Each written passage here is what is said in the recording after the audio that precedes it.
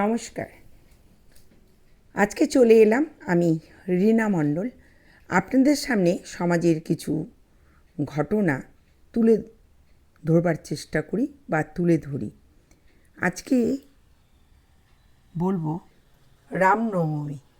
দেখুন, রামনবমী রামের পুজো বা গোপালের অপর নাম রাম। আমরা রামকে ভক্তি সহকারে পুজো করি বা পুজো করবার চেষ্টা করি। আমরা রামকে ভগবানের রূপে দেখি। আমরা এখানে রামকে কোনো পার্টিগত হিসাবে ধরি না। রাম আমাদের কাছে ভগবান। রামকে আমরা ভগবান রূপে পুজো করি। সেই জন্যই বছরে একটা দিন আসে যেটা রামনবমী। দেখবেন সারা বছর জনগণ পুজো করুক না করুক, কিন্তু ওই বছরে একটা দিন সবাই মন মাতানো পুজো করেন বা না করেন, কিন্তু বড় বড় তরোয়াল, দাও, যা যা লাগে সব নিয়ে রাস্তায় বেরিয়ে পড়েন। রাস্তায় পুরো দমে আনন্দ করেন, নাচেন, তরোয়াল দিয়ে একে ওকে পারলে ওই সময়টায় মেরে দেন। এটা রামনবমীর পুজো নয়। এই তরোয়াল নিয়ে কোনো রাম বলেননি যে রাস্তাঘাটে তরোয়াল নিয়ে ঘুরে বেড়ান, মদ্যপান করুন, লোককে মেরে দিন। এটা নয়। রাম আমাদের কাছে ভগবান। ভগবানকে সারা বছরই পুজো করতে হয়। ভগবানকে কোনো পার্টির উদ্দেশ্যে বা রাস্তাঘাটে তরোয়াল নিয়ে ঘুরে বেড়ানোটা রামনবমী নয়। রাম মন্দিরে থাকেন, মানুষের আত্মায় থাকেন, ঘরে ঘরে রাম থাকেন। রামকে পুজো করুন। রাম কখনো বলেনি রাস্তায় তরোয়াল নিয়ে হই হুল্লো করে সারা রাস্তা ধরে ঘুরে বেড়াও। রামকে মন্দিরে পুজো করেন সবাই মিলে বসে ভক্তি সহকারে। রাম কখনো বলেননি আমার জন্য তক্ক বিতক্ক করে, ঝগড়া অশান্তি করে একে অপরকে মেরে দাও। রাম কখনো বলেননি। এখানে রাম আপনাদের প্রতি সন্তুষ্ট না থেকে অসন্তুষ্টই বেশি হবে। কারণ আজকাল যে সব ঘটনাগুলো ঘটছে, মানে সাংঘাতিক, মর্মান্তিক এবং দুঃসাহসিক ঘটনা, যেটা বলে প্রকাশ করা যায় না, যেটা বললে গা শিউরে ওঠে। এই সেদিনকে রামনবমী গেল আমাদের শিলিগুড়ি চয়নপাড়ায়। সেই রামনবমীর দিন দুজনে মিলে একটু তর্ক হয়েছিল। তার ফলে একজন তরোয়াল বের করে আর একজনকে মেরে দিল। এটা চয়নপাড়ার সত্য ঘটনা। তাকে মারার পর সে 7 দিন হসপিটালে কোনো রকম বেঁচে ছিল, তারপর তিনি মারা গেলেন। এইসব কি বলুন তো? আপনারা কিছু হলে, রাগারাগি হলে মেরে দিচ্ছেন, খুন করে দিচ্ছেন, গুলি করছেন। সেটা রামনবমীর উৎসবেও করেছেন। এগুলো কি রাম বলেছেন তুমি আমার তরোয়াল নিয়ে সহপাঠীকে মেরে দাও? এগুলো রাম বলেননি। রাম বলেছেন আমাকে পুজো করো, তাও বলেননি। পুজো করতেও বলেননি, ভক্তি করো। আর সেটাই দেখা যায় রামনবমীর দিনে রাস্তায় উচ্ছৃঙ্খলভাবে তরোয়াল নিয়ে রাস্তায় ঘুরে বেড়াচ্ছে। এই যে তরোয়ালগুলো এবার কোর্ট থেকে না করেছিল তরোয়ালগুলো ব্যবহার করার জন্য, কিন্তু তবুও জনগণ মানেননি, তরোয়াল ব্যবহার করেছেন রাস্তাঘাটে।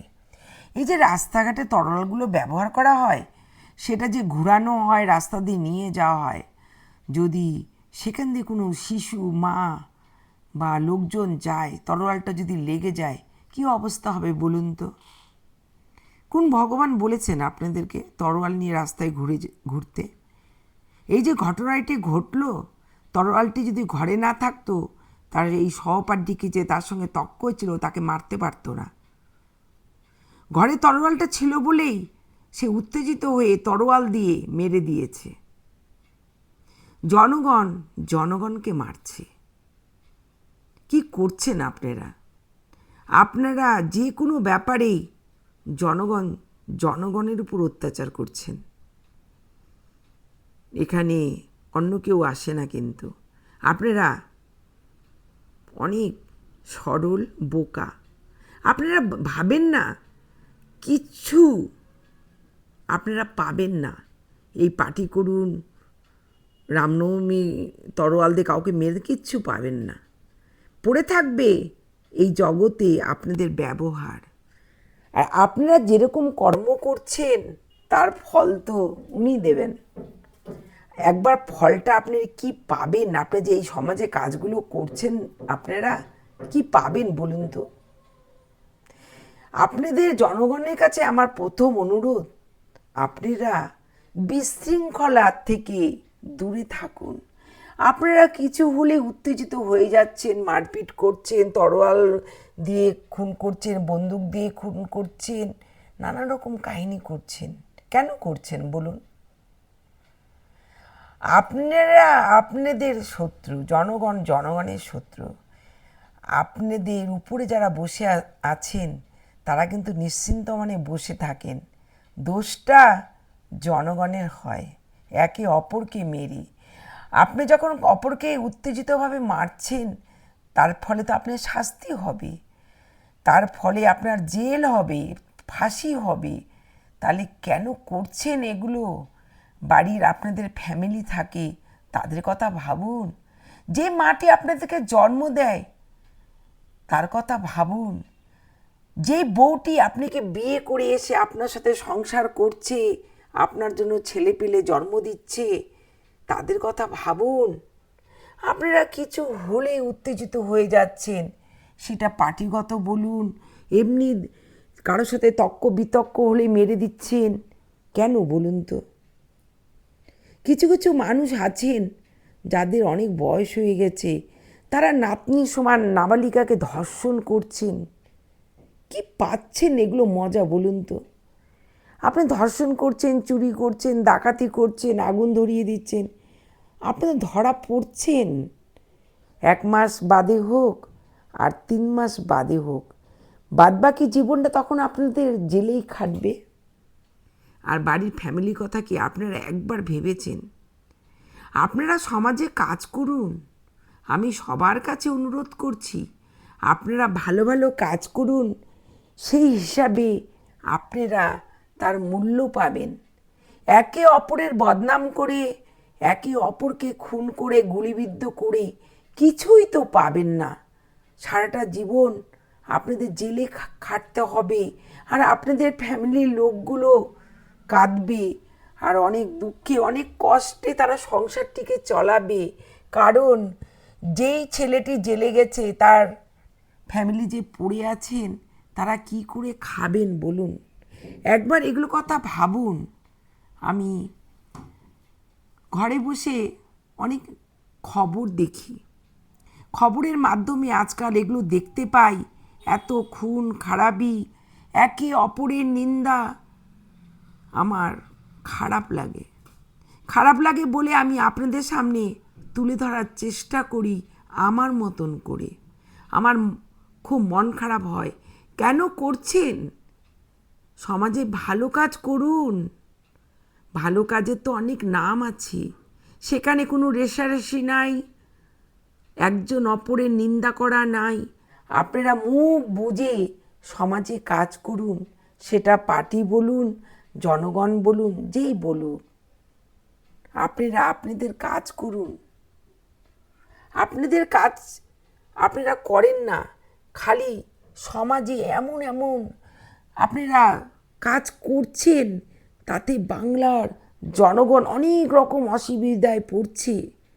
আপনাদের পার্টির কাছে, কেন্দ্রীয় যে আমাদের প্রধানমন্ত্রী আছে, তার কাছে অনুরোধ করছি, আপনারা অনেক জনগণের ভোট পেয়ে, অনেক আদর পেয়ে প্রধানমন্ত্রিত্ব লাভ করেছেন, মুখ্যমন্ত্রী লাভ করেছেন, আপনারা দেশের জন্য কাজ করুন। আপনারা দেশের জন্য কাজ করলে, বাংলার জন্য কাজ করলে আপনারা অবশ্যই ক্ষমতায় আসবেন। কিন্তু একে অপরের নিন্দা করে, একে অপরের পেছনে লেগে কোনো লাভ পাবেন না। কারণ জনগণ বোকা নয়, জনগণ সব কিছু বোঝে। আপনারা গ্যাস উঠিয়ে দিচ্ছেন, এসআইআর, বৈধ যে ভোটগুলি থাকে সেগুলিকে উঠিয়ে দিয়েছেন। বাংলার থেকে যারা বৈধ, যাদের ভোট দেবার ক্ষমতা আছে, তাদেরকে আপনারা উঠিয়ে দিয়ে বাংলার বাইরের থেকে লোক এনে ভোট দেওয়াচ্ছেন। বলুন তো অপরাধ কী ছিল? এই যে বৈধ ভোটগুলোকে আপনারা কেটে দিয়েছেন, ডিলিট করে দিয়েছেন, সেখানে তো যাদেরকে আপনারা কেটেছেন সেখানে কি খালি আপনাদের বিপক্ষ দলই আছে? সেখানে তো সব পক্ষই আছে। সিপিএম, কংগ্রেস, বিজেপি, তৃণমূল, যা যা বলুন, সব পার্টির লোক কি আছে বৈধ, যাদেরকে আপনারা ডিলিট করে রেখেছেন? আপনাদের বাংলার লোকগুলিকে যদি ডিলিট করে রাখেন, ভোটটা কে দেবে বলুন তো? বাইরের লোক দিয়ে আপনি ভোট দেওয়াবেন, যদি ধরা পড়েন কেমন হবে বলুন? এই জন্য আমি আমার দেশের প্রধানমন্ত্রীর কাছে নিবেদন করব, আমাদের বাংলাতে যে লোকগুলি আছে, লাখো লাখো লোক যারা বৈধ ভোটার, যারা ভোট দিয়েছে, তাদেরকে ভোট দেবার অধিকারটা ফিরিয়ে দিন। এটা আমার একান্ত অনুরোধ। এই যে বৈধ ভোটাররা যারা একটু অবুঝ, তারা মারা যাচ্ছেন, স্ট্রোক হয়ে যাচ্ছে, হার্ট ফেল করছে, কেউ বা গলায় দড়ি দিয়ে মারা যাচ্ছে। এর আগেও অনেক বিএলও মারা গেছেন। সেদিনকাও বিচারকদের ঘরে আটকে রেখেছেন সাতজন বিচারককে। তারপর তারা রাত্রিবেলা যখন গাড়ি করে বাড়ি ফিরছিলেন, তাদের গাড়ির উপর পাথর ফেলা হয়েছে। একজন মহিলা তার বাচ্চাকে ঘরে রেখে এসছিল, সে আর্তনাদ করছিল গাড়ির ভিতর থেকে। সবই আমরা এগুলো টিভির খবরের মাধ্যমে দেখেছি, শুনেছি। কেন আপনারা এত অশান্তি টেনে আনছেন বলুন?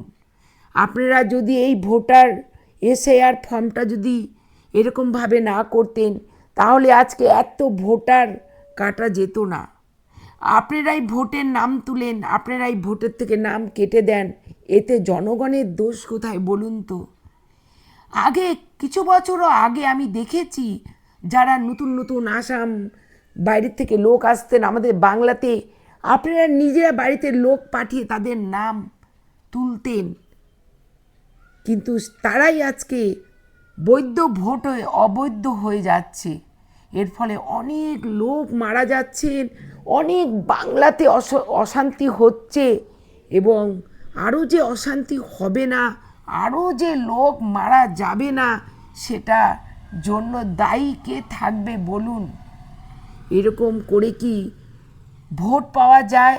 এরকম করে কি জিতা যায়? একবার আপনারা ভাবুন।